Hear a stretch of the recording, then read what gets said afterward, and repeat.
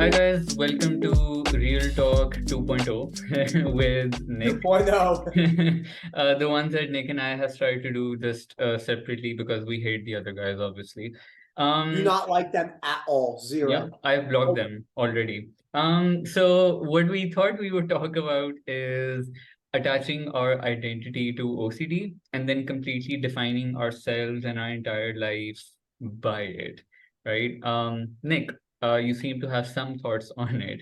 You can start the conversation. Yeah, well, I think it's good to start with an easy example. I think an example that might be a little bit more applicable to maybe America than where Momin lives, but I'm sure Momin knows this because he works with the American culture a lot. So what we tend to see is if you come to America and you look at an athlete and then they've kind of been put on a pedestal their whole lives. If something goes wrong in their sport, we see varying degrees of what could happen to them emotionally. Something as simple as maybe confusion and anxiety, all the way up to depression and unfortunately taking their own life. Now, people would say, why would you take your own life? But as I was saying to Moment earlier, you know, when six-time Mr. Olympia bodybuilder Dorian Yates quit bodybuilding, he said word for word in his documentary, I didn't know who I was anymore. I had lost my identity and I didn't know who I was. So the reason why I use the sports example, I think the hardest thing to do if you have like really self-depth, you're berating yourself over harm OCD, I think practicing acceptance on other people is a little bit easier to build the stepping stones to applying it to yourself. So, and I want to transition that example into the one that I think affected me the most and what I think affects people the most that want to specifically talk to me is ADHD. People with ADHD say there's basically three things that they say. Number one, what if I actually have ADHD? Number two, what if it makes it harder to recover? And number three, what are these symptoms I'm going to have to deal with? Because can you recover from ADHD? Am I going to be like squirrel brain my whole life? I have friends in real life who don't, like, not from OCD recovery, who don't have OCD that start multiple sentences with something like, oh, that's my ADHD, or I'm ADHD, or and they use it like a Mhm. badge. It's very, very odd how we do that. I Yeah, think I think one of the problems that and this is again not to do specifically with disorders as well. I think it also comes with any form of very rigid, strong identity in that sense, where then what starts happening is that I think often people start to justify unhealthy bad behaviors with, oh, but this is that, right? So then, because then you're not taking any accountability or you're not taking any agency for your own self, right? That there's something in your control. It's like, oh, this is just my impulsive response because of XYZ, right? Even something like, oh, because I went through, such a bad breakup that many years ago, that's why this is now my response to this, right? As if like it's something set in concrete. And not to say that whether it's like an extra diagnosis or whether it's something that has happened in the past, yes, those things impact us. Of course they do. They don't happen in a void. But to then completely relegate you know, any form of ability to change yourself to just those things, I think that's where we do ourselves a disservice that way then. absolutely, And I absolutely. think one other thing I also want to transition into is also like, I think as far as diagnoses are concerned, just giving yourself a diagnosis based on things you've read, I think that can also be a bit of a problem because then people are like, oh, I don't just have OCD, I also have this, and I also have this, and I also have this. So then it becomes one layer after the other, and it feels like, oh, I'm just not suffering from OCD, but I have multiple barriers. And then people don't like think that, oh, because I have multiple problems, therefore there's no hope.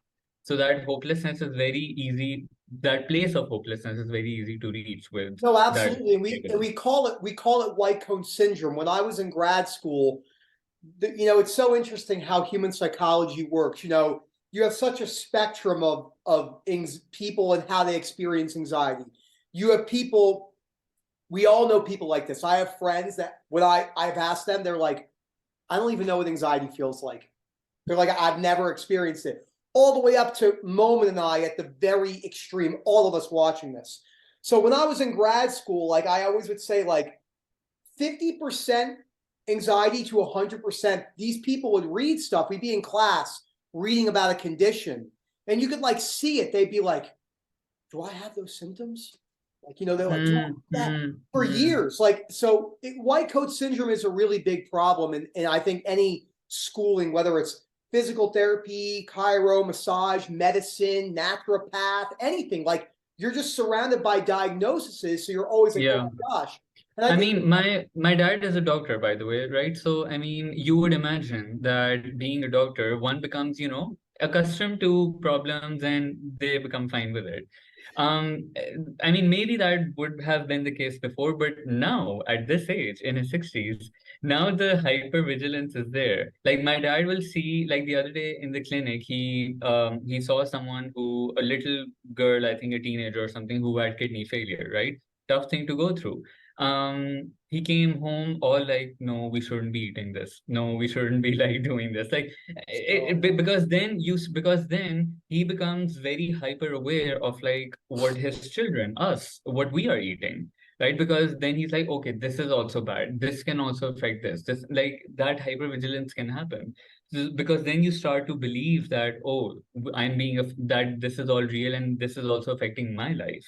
So it has that effect. and this is, I think, and this is something that Moment gets a really good bird's eye view on. And we can, the cool thing about this specific topic is it doesn't just have to be OCD and the anxiety-based disorders, or, ADHD, schizophrenia, bipolar. It's like something that Moment doesn't see in his culture that he sees from the outside is the fitness stuff, right? Moment, all the people in America that are like, I look a certain way, that means I'm a godlike figure.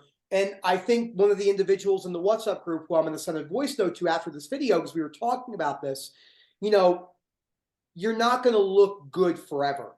If you live to 90, no one looks physically attractive at 90. Yeah. It's part of the realities of aging. So Yeah. when that's how how I broke it down. It's like, this is a very temporary thing. It's not going to be here forever. It doesn't matter if you have a six-pack or bigger arms. As you get older and your values change, I've seen it with my friends who are in incredible shape. They had 2 kids. They're still healthy, but they're not like taking selfies in the mirror anymore. So their identity has changed because of their experiences. Yeah. And I know for someone like myself, and it's so interesting what you said, Moment, how like with your dad in the fitness industry, because your identity is based off of your looks, you'll see something on social media that says, hey, don't eat chocolate. And then you're like, oh crap, I have chocolate in my house. And then you make these immediate decisions to just like get rid of all the chocolate or the cookies, even if you're balanced. So And also think about like, and I've seen like a couple of people in my life like this who are like, fitness people and they really are passionate about it and whatnot. Let's say they have a fracture, right? Their leg gets fractured or arm or something like that. Where does the fitness go then? And then they feel panicked about it because they're like, they don't care about the arm or the leg as much. They care about, oh, I'm getting fat or my body's getting out of shape. And that's what like shouldn't be happening, because if you're attaching your entire like words just to like, then, oh, my abs or my pecs or my tricep or whatever, then you're making a big trap for yourself, and you're going to spend your life walking on eggshells. Again, someone doesn't have to have OCD, but I see this with people I know who are super into fitness. yes. Then they're constantly analyzing what they're eating, how much are they moving, like all that. And I don't want to be that fit. I want to be maybe a little fit, but not that level. I think Exactly, that's because then you great. lose out in all the other aspects of life. And then what happens is it's like anything in life. What people do is they use that word that's really slippery and they use sacrifice. So they go, oh, it's a sacrifice. Like I'm sacrificing for my body. But when you dig a little deeper, and I know this is really hard for people to hear, they're actually controlling. Like I remember I used to say with the exercise programming, no, no, no, like that, I'm just being strict with myself. Now seeing it from the other side, it was so obvious. It was like I didn't want to let go of it. I was like I'm not letting go of this Hmm. control. And the other thing too, I think this is really important. The moment that we work with enough people, there's nothing inherently wrong with going and getting a diagnosis in anything. But there's two things you have to realize with the diagnosis. And I have to speak about this a lot with people who have fear, as Momin knows. Well, what if I have bipolar? What if I have schizophrenia? What if I have psychosis? You're never going to know 100% whether the diagnosis is accurate. All these diagnoses are just based off symptoms and signs and even imaging tests that can't be like this is 100% a fact. So you're never And going to start. with like OCD, which is essentially a doubting disorder, even if someone gives you an official diagnosis that, let's say, you have That was multiple exactly what I was personality going to say. disorder, right? Then it's like, no, but maybe I need to ask somebody else. Maybe this isn't correct. Maybe they missed something. And the other thing is also, I think like a lot of people, and I think I see this most commonly in the Facebook group that we have, is where people list down a list of diagnoses that they have. Instagram bios. Oh my gosh. Yeah, OCD, yeah. ADHD, neurodivergent, bipolar, trauma survivor. It's Yeah, wild. exactly. And anxious attachment style syndrome. Like Yeah. then it's not just like disorders. Then it's also syndromes and Yes. like other things as well. And the problem with that is either, and obviously I have not specifically asked those people, so I lay it out there that I might be wrong about this, but I would imagine that either it is reading things online and just assuming you have OCD, right? Like a lot of, or like whatever diagnosis it is, just like with a lot of us as well. A lot of us weren't officially diagnosed, but you can put two and two together and understand that you have OCD, right? Either it's that, or it can also be a lot of uh, because OCD is so misunderstood, it can get misdiagnosed at times. So a lot of people can diagnose because we've had people come in who've been like, oh, someone diagnosed me with bipolar before, but now I understand it wasn't that, it's OCD, right? Or someone diagnosed me with this before, but I understand it wasn't this because it's so misunderstood. So a lot of people have either accumulated a lot of diagnoses they've received and considered all of them real and true, or it has been a self-labeling thing that's been happening as well. And I think another thing too, and there's a couple things, two things I want to say that I think have a lot of applicability when it comes to what we're talking about. I don't like using because it becomes a very conditional. I don't like talking about research too much, but there is one thing I want to say. Mm. They're pretty confident that the way you say something to someone is more problematic than like the actual diagnosis. So like when someone comes in and I say to them, hey, look, you have some back pain, we can get over this.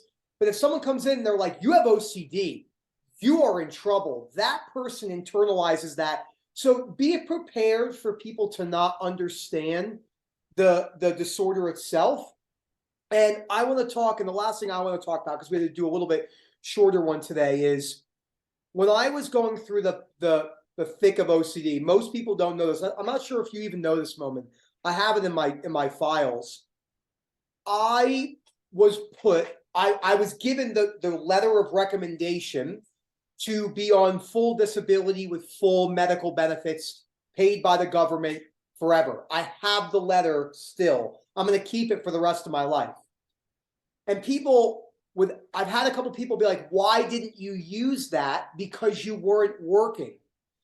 And now when I look at it, I think if I would have went down the road of disability, I don't know if I would have ever gotten out of it, because I would have attached my identity to this like strong disability, to where like when my father was diagnosed with cancer, everyone's like, he's not going to work anymore. He literally worked until he couldn't function, and then he died like 2 weeks later. But he worked for 6 months. I remember thinking that even though I wasn't working, I would have these fleeting thoughts that I would just say to myself, I don't even know how I thought it. I would just say, if I go down this route, it's going to be a big victim problem. It's a very interesting question you bring up, because at times I've filled out forms, right? Like maybe like even for a visa application or something like that, right? And or like a job thing that I have applied to in the past. And they ask you that, do you suffer from any disabilities, right? And I have, every time that has happened, I have paused for like a couple of minutes, because it's like, I mean, I don't know, like, because if I say yes, then I know that's also going to come up with a lot more questions. And Mhm. it's also probably going to come with, oh, do you need extra room, like for I got this or denied life that? insurance. That's the best example. She goes, "Do you?" She called me. They obviously had to do the phone call. Yeah, She said, and she meant well. It's just an insurance of person. course, of She course. said, "What is this like? What do you mean by OCD?" And I said, "Well," and I should have never put it because they Mm. denied me because I would. They said, "Well, when do you get better?" I said, "It's not. You can't." I'm like, "It's not." So you know what I mean? It's like, Yeah. ah. Let's So sit down for a 5 hour yeah, I conversation. was like, this kid, like, so now when people say, I remember what Rob gave me this piece of advice. It was so funny when I would say to Rob, what do I tell people when they ask me what I do with this? He would just be like, just say you coach something else. He's like, don't even go down the route. You're going to open up all these questions of people because I've done it. Oh, I coach OCD sufferers. They go, oh, I think I have OCD, and it's like they Yeah, just, and then they ask questions, and I had like a very brief conversation with my friends. I never went into it because they asked me themselves, right?